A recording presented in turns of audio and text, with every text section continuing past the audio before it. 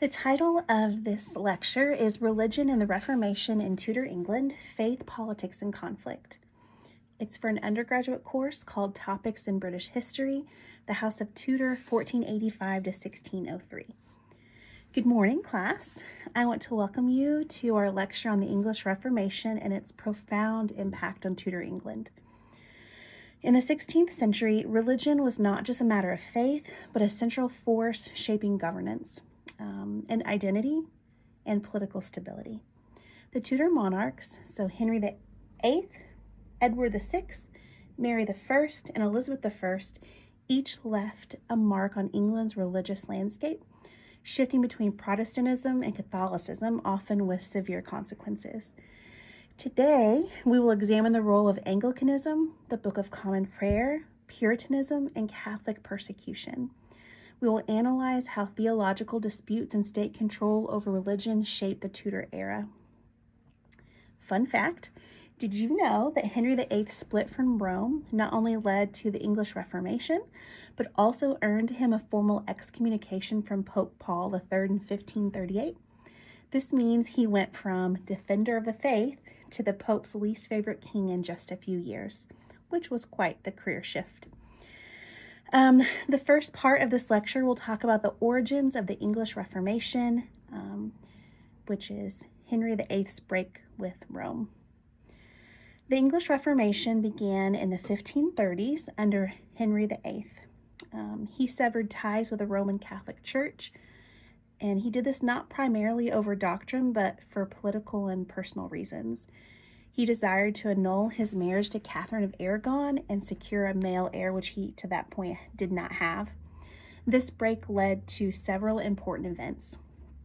The first, the Act of Supremacy in 1534, made the monarch the supreme head of the Church of England. Then there was a dissolution of the monasteries, 1536 to 1541, where valuable church lands were confiscated and sold to the gentry, which further fortified the interests of those who were aligned with the Protestants. And lastly, the gradual establishment of Anglican doctrine, although Henry remained conservative in religious practice, maintaining elements of Catholic worship. Something that you might find interesting is that Henry VIII's love life was so dramatic that it inspired an entire Broadway musical called The Six, where his six wives try to reclaim their identities as pop icons. Haven't seen it, but I would like to. So the second part of this lecture will talk about the reinforcement of Protestantism under Edward VI. Edward VI, who reigned 1547 to 1553, he was King Henry VIII's son. He took a more radical Protestant approach to his rule. He was heavily influenced by his advisors because he was so young, those advisors being Thomas Cranmer and the Duke of Somerset.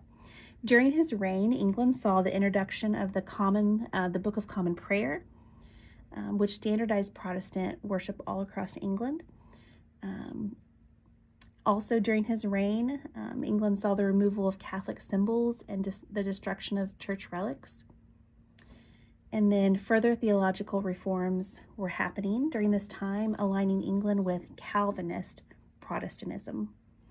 Edward's reign was marked by pretty aggressive Protestant reform, but his early death led to a sharp reversal under his successor. Another interesting fact, or something that I found interesting, is that Edward VI was only 9 when he became king, so that meant that much of his rule was directed and dictated by regents. Can you imagine trying to run a country at that age? I know I can't. He couldn't even grow a mustache yet. The third part of this lecture will talk about the Catholic Counter-Reformation under Mary I. Mary I reigned 1553 to 1558. She was a devout Catholic. She sought to restore England to Rome's authority. Her reign included the Marian persecutions, where over 280 Protestants were burned at the stake, and this earned her the name that you may have heard before, Bloody Mary. Also, we had the reestablishment of the Pope's authority, a reversal of many of those religious laws that came about under Edward, and the very unpopular marriage of Mary I to Philip II of Spain, which strengthened ties with Catholic Europe but caused a lot of domestic unrest. Mary's policies did not restore lasting Catholicism to England, and she died childless. And after that, it allowed her Protestant half-sister, Elizabeth I, to ascend to the throne. Things went a lot better under Elizabeth I. John Fox's Acts and Monuments, which was written in 1563, also sometimes known as Fox's Book of Martyrs, became a cornerstone of English Protestant identity, and it really framed Mary's reign as tyrannical. Another maybe funny aside, I don't know, Mary I's reign, her reign wasn't really what I would call a PR success between burning Protestants and then marrying Philip II. It was possibly the least popular royal match in maybe all of English history. I don't think she would have lasted long on social media today. She probably would have been canceled. So the fourth part of our lecture is about Elizabeth I and the Elizabethan religious settlement.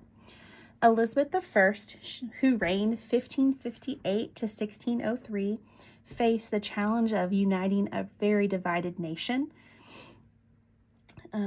Her solution was a middle way approach known as Elizabethan religious settlement, which included the Act of Supremacy around 1559, reaffirming England's break from Rome, but using the title Supreme Governor rather than Supreme Head of the Church to avoid antagonizing Catholics. Also, the Act of Uniformity in 1559. This mandated the use of a moderate Book of Common Prayer in churches and policies of religious tolerance on the surface. While Protestantism was the official faith, private Catholic worship was often tolerated unless it was seen as a political threat of some sort. However, Catholic plots against Elizabeth, such as the Babington Plot, 1586, led to increased persecution. The execution of Mary, Queen of Scots in 1587 and the defeat of the Spanish Armada in 1588 really solidified Protestant rule in England, though. Another fun fact, or maybe just an interesting fact, is that Elizabeth I had a pretty sophisticated spy network that foiled a lot of those Catholic plots against her. It makes me think a little bit about Mission Impossible. But the fifth part of our lecture here is on the long-term consequences of Tudor religious policies.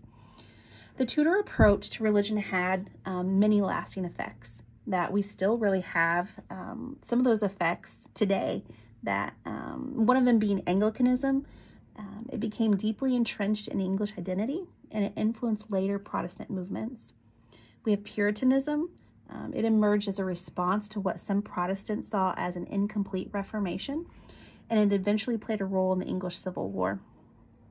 And also religious conflicts of the Tudor period really foreshadowed later struggles between royal authority and religious freedom. The English Reformation was a defining moment in the Tudor era. It shaped England's political and religious landscape for centuries. I really want to thank you for your attention today, and I want to continue the conversation.